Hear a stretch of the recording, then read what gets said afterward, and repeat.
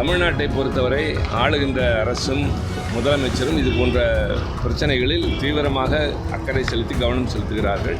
நியாயமாக தர வேண்டியதை கூட அவர்கள் தர தாமதிக்கிறார்கள். முதலமைச்சர் கடிதம் எழுதியிருக்கின்றார்.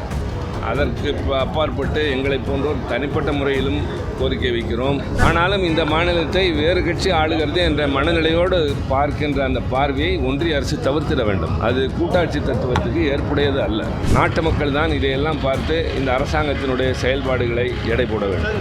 இவர் ஏன் வருகிறார், இவர் எப்படி வரலாம் என்றெல்லாம் கேட்பதில் பொருள் இல்லை. இது ஜனநாயக நாடு. ஒன்றிய அரசு நியாயமாக நடந்து கொள்ள வேண்டும் என்பது எதிர்பார்ப்பு. இதை ஊடகத்தை சார்ந்த நீங்களும் சரி, நாட்டு மக்களும் சரி, இருவருடைய செயல்பாடுகளையும் எடை போட்டு பின்னாளில் தீர்ப்பளிக்கின்ற நேரத்தில் முடிவெடுக்கும். இந்த உலகத்தின் எந்த மூலையில் இப்படி ஒரு பாதகம் ஏற்பட்டாலும் அது கண்டிக்கப்பட வேண்டியது. தமிழ்நாட்டை பொறுத்தவரை ஆளுகின்ற அரசும் முதலமைச்சரும் இது போன்ற பிரச்சனைகளில் தீவிரமாக அக்கறை செலுத்தி கவனம் செலுத்துகிறார்கள்.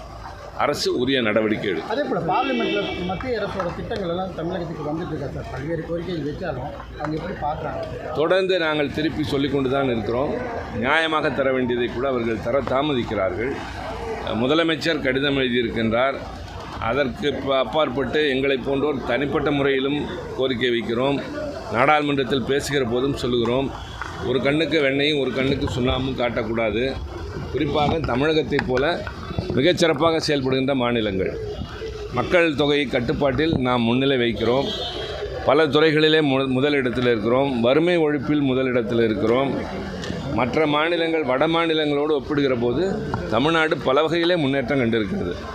ஆனாலும் இந்த மாநிலத்தை வேறு கட்சி ஆளுகிறது என்ற மனநிலையோடு பார்க்கின்ற அந்த பார்வையை ஒன்றிய அரசு தவிர்த்திட வேண்டும். அது கூட்டாட்சி தத்துவத்துக்கு ஏற்புடையது அல்ல.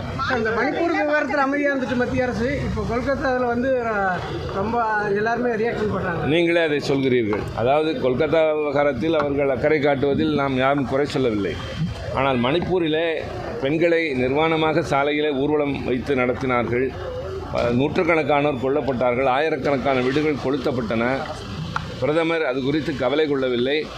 உள்துறை அமைச்சர் நாடாளுமன்றம் நடக்கிற போது அது குறித்து ஒரு அறிக்கை கூட சமர்ப்பிக்கவில்லை. யாரும் நேரடியாக போகவில்லை என்பதை சொல்லி ஓய்ந்து போனோம். நாட்டு மக்கள் தான் இதையெல்லாம் பார்த்து இந்த அரசாங்கத்தினுடைய செயல்பாடுகளை எடை போட வேண்டும். திமுக அரசு நடத்திய முருகன் மாநாடு திமுக கூட்டணி கட்சிகளுக்கு மாற்றங்களை ஏற்படுத்தியிருக்கு. ஒவ்வொரு கட்சிக்கும் ஒரு கருத்து இருக்கும். ஒவ்வொரு கட்சிக்கும் ஒரு கொள்கை இருக்கும். அரசாங்கத்தை நடத்துகிறவர்களுக்கு சில கடமை இருக்கும். இந்த வகையிலே தான் இந்த பிரச்சனை பார்க்கணும். நடிகர்கள்லாம் கட்சி ஆரம்பிக்கிறது எப்படி பார்க்குறீங்க? ஜனநாயக நாட்டில் யாரும் கட்சி ஆரம்பிக்கலாம், யாரும் அரசியலுக்கு வரலாம், யாரும் தேர்தலில் போட்டியிடலாம். இந்த பிரிவை சார்ந்தவர்கள் வரலாம் வரக்கூடாது என்று நிர்ணயிக்கிற உரிமை யாருக்கும் கிடையாது. வரலாம், மக்கள் தீர்மானிப்பார்கள். அவருடைய செயல்பாடு இருக்குமே தவிர இவர் ஏன் வருகிறார், இவர் எப்படி வரலாம் என்றெல்லாம் கேட்பதில் பொருள் இல்லை. இது ஜனநாயக நாடு. இந்த ஜனநாயக நாட்டில் எல்லோருக்கும் அந்த உரிமை உண்டு. நீங்கள் கூட நாளை தேர்தலில் போட்டியிடலாம்.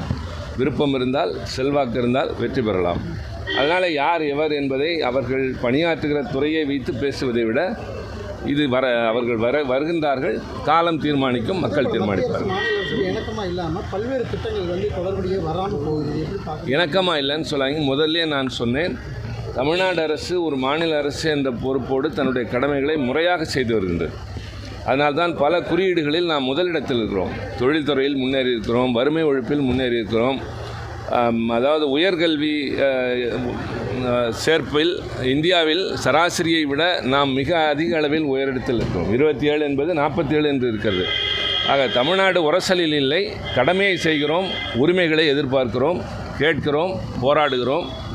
ஒன்றிய அரசு நியாயமாக நடந்து கொள்ள வேண்டும் என்பது எதிர்பார்ப்பு. இதை ஊடகத்தை சார்ந்த நீங்களும் சரி, நாட்டு மக்களும் சரி, இருவருடைய செயல்பாடுகளையும் எடை போட்டு பின்னாளில் தீர்ப்பளிக்கின்ற நேரத்தில் முடிவெடுக்கும். இதுபோன்ற செய்திகளை மேலும் தெரிந்து கொள்ள எங்களது யூடியூப், ஃபேஸ்புக் மற்றும் ட்விட்டர் ஆப்களை சப்ஸ்கிரைப் செய்யவும்.